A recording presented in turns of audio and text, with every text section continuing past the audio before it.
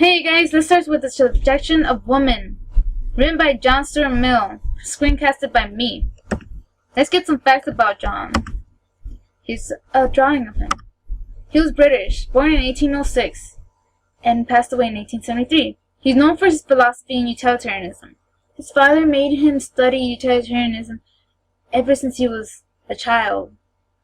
He read all the original languages of Herodotus and some from Plato at the age of 8. That's pretty amazing. But he was not social as a child, so eventually when he was 20, he suffered a great nervous breakdown. And then after a while he did recover.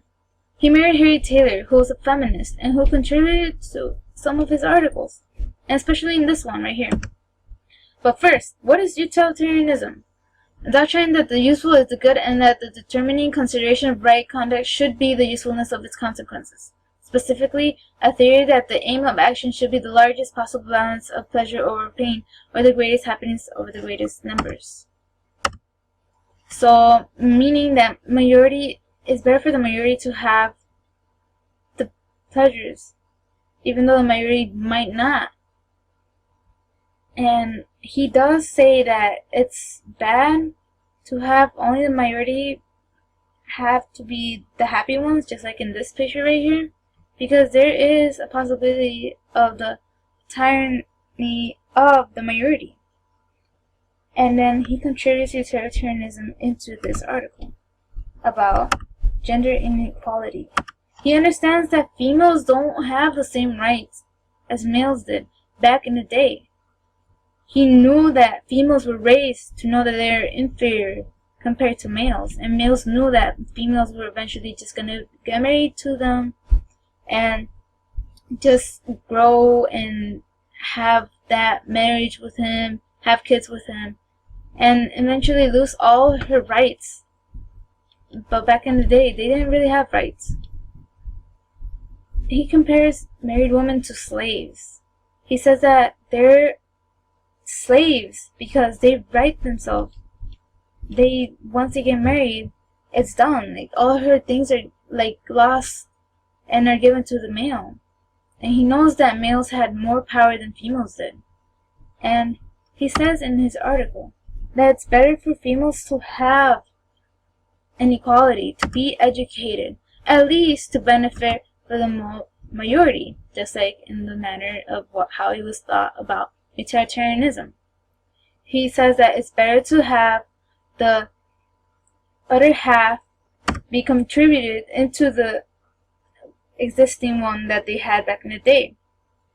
Just like how in this quote from Michelle Obama, "No country can ever truly flourish if it stifles the potential of its women and deprives itself of the contributions of half of its citizens."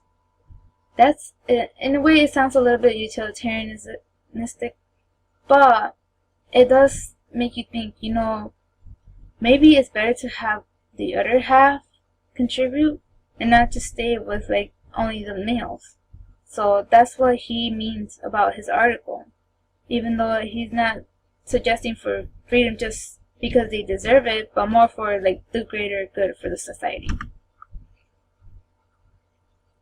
But what caught my attention was in his last paragraph, in this quote that he says, "When the two persons both care for great objects and are a help and encouragement to each other in whatever regards these, the matters on which their tastes may differ are not all important to them.